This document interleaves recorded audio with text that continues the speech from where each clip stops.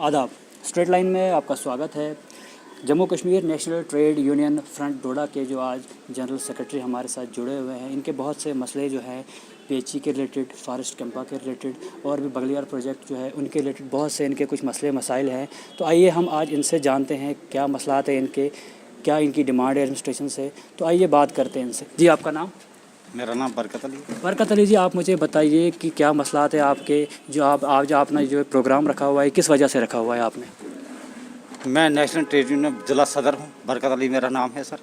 हमें ये प्रॉब्लम है कि हमारे बगलिया प्रोजेक्ट कैट के जो डिलीविजर है, फॉरेस्ट कैंपा के डिलीविजर है, उनको अभी ऑनलाइन नहीं हुए हैं वो, और 7-8 महीने से उनकी सैलरी बंद है।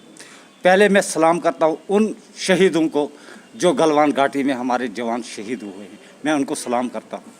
उसके बाद मैं अपनी डिमांडें रखता हूँ। मैं गवर्नर इंतज़ामिया से अपील करता हूँ कि इस वक्त यूटी जो बनी है पूरे हिंदुस्तान में, लेकिन हमें क्यों महरूम रखा है कि हमारे मसाइल जो हैं अभी तक वो हल नहीं हुए हैं। एसआरओ चौहट के तहत हमारे डिलीविजर परमानेंट होनी चाहिए, हमारी सैलरी निकलनी चाहिए, और बगलियार प्रोजेक्ट कैट और फॉरेस्ट कैंपा के जो हमारे डिलीविजर हैं अभी ऑनलाइन नहीं हुए हैं, इनकी सैलरी 7-8 महीने से वो बंद है।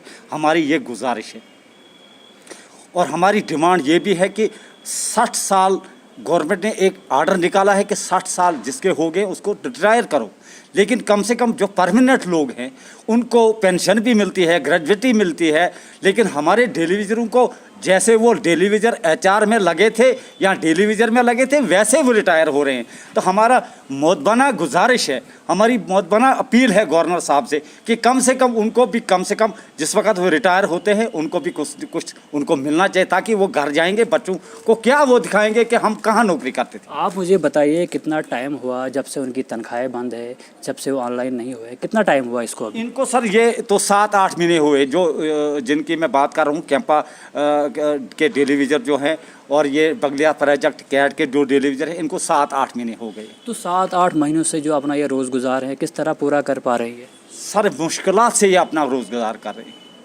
बहुत मुश्किलात से। तो हमें अब ये मुश्किलात से हमें भी सड़कों पर आना पड़ेगा। तो इसके लिए आपने कभी प्रोटेस्ट किए या कभी आप सड़कों पे आए?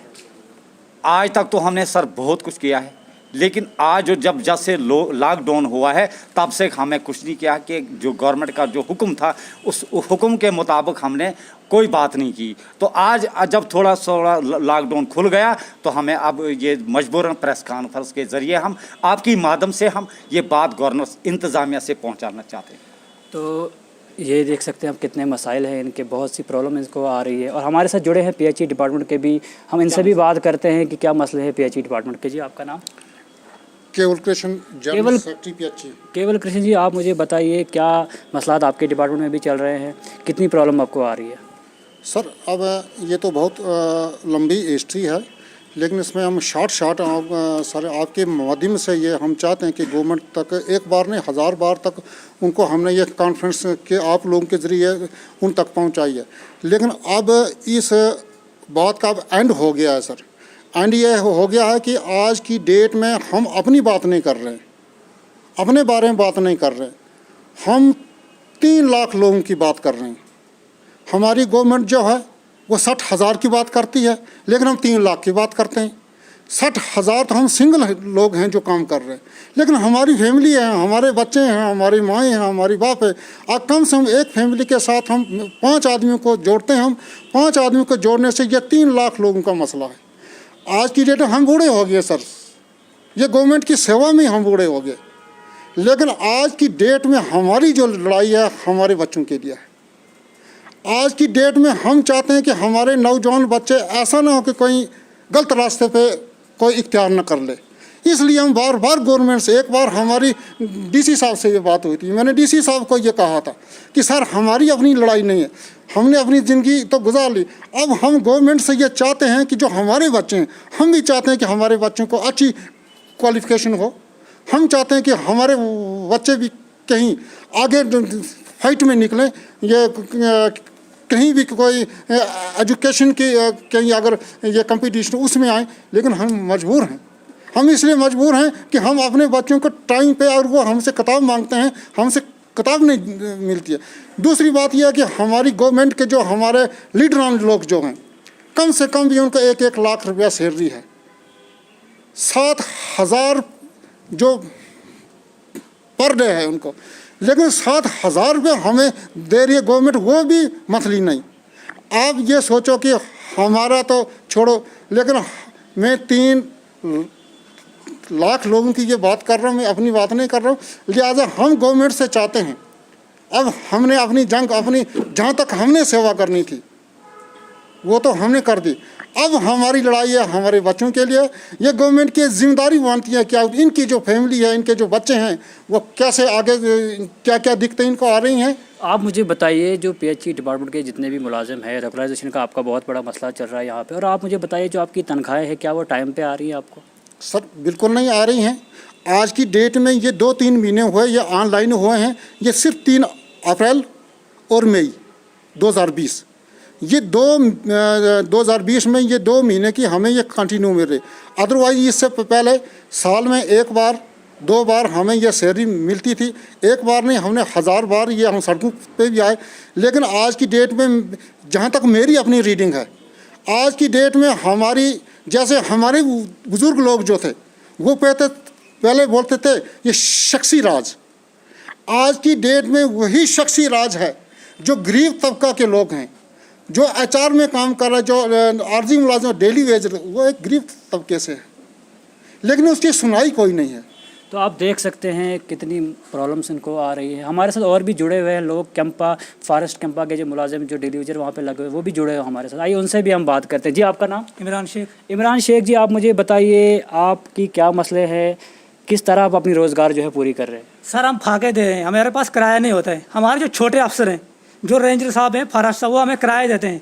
कभी ये भी होता है, कभी हम उनसे पैसे लेते हैं और अपनी फैमिली का गुजारा करते हैं कि पे मिलेगी देना, लेकिन 7 महीने हो गए हमें उनसे उधार लेते। अब वो भी बेबस हो गए हैं, और हमारे जो लोकल दुकानदार है वो उधार देते थे, उनने उधार ही देना बंद कर दिया है। तो हम मजबूर हो गए, हम नहीं चाहते थे हम रोड में आए कोई गवर्नमेंट के खिलाफ या कोई, हम चाहते हैं अमन से जीना। जम्मू के लोग जो हैं हम अमन से जीना चाहते हैं, प्यार मोहब्बत से जीना चाहते हैं, लेकिन गवर्नमेंट हमें मजबूर कर रही है।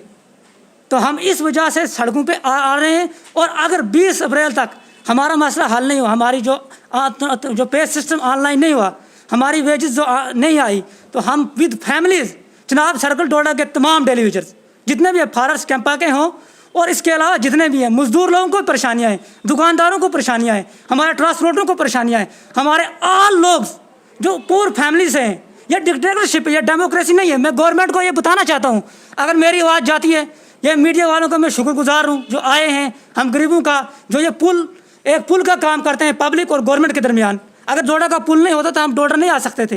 ये मीडिया वाले हैं, हमारे पास एक रास्ता बचा हुआ है, हम बेबस और लाचार हो चुके हैं। एक रास्ता जो है अब बचा हमारे पास, मीडिया वाले हमारी बात गवर्नमेंट तक पहुँचाएँगे, गवर्नर साहब तक, हमारे फॉरेस्ट डिपार्टमेंट की हायर अथॉरिटीज़ तक। हम कब तक भीख मांग के रोटी खाएँगे? हमारा हक है वो नहीं मिल रहा है, हमें अपना हक चाहिए। जब डेमोक्रेसी से इक्वलिटी, यहाँ कैसी इक्वलिटी? इकनॉमिकली इक्वलिटी नहीं है। किसी को 50,000 तनख्वाह मिल रही है तो वो हमारा ही काम कर रहा, हमें 7,000 मिल रही, तो 6 महीने तक नहीं मिलती है। तो काम हम 4th क्लास का कर रहे हैं। हर जगह हम काम कर रहे हैं, जहाँ हमें बोलते हैं फील्ड में, ऑफिस में, और आदर जहाँ भी हमें बोलते हैं हम काम कर रहे हैं, हम मना नहीं करते हैं। तो आप देख सकते हैं किस तरह जो डेली वेजर तबका जितना भी है, किस तरह सड़कों पे आने के लिए मजबूर हो रहा है कि क्योंकि एडमिनिस्ट्रेशन जो है, लेफ्टिनेंट गवर्नर जो है वो इनकी बात नहीं सुन रहे हैं। बहुत सारी परेशानियां इनको हो रही है, इनका घर का खर्चा जो चलाना है बहुत मुश्किल हो रहा है। तो बरकत अली जी, आप मुझे बताइए क्या डिमांड है आपकी लेफ्टिनेंट गवर्नर जी से, एडमिनिस्ट्रेशन से आपकी क्या डिमांड है, क्या कहना चाहेंगे आप उनको हमारे माध्यम से? आपकी माध्यम से हम चाहते हैं कि जो कैंपा के डेली वेजर हैं या फॉरेस्ट कैट के मुलाजम हैं, डेली वेजर हैं, हम चाहते हैं कि इनका मसला हल होना चाहिए, ऑनलाइन होनी चाहिए, इनकी सैलरी वागुजार होनी चाहिए। हमारी ये डिमांड है।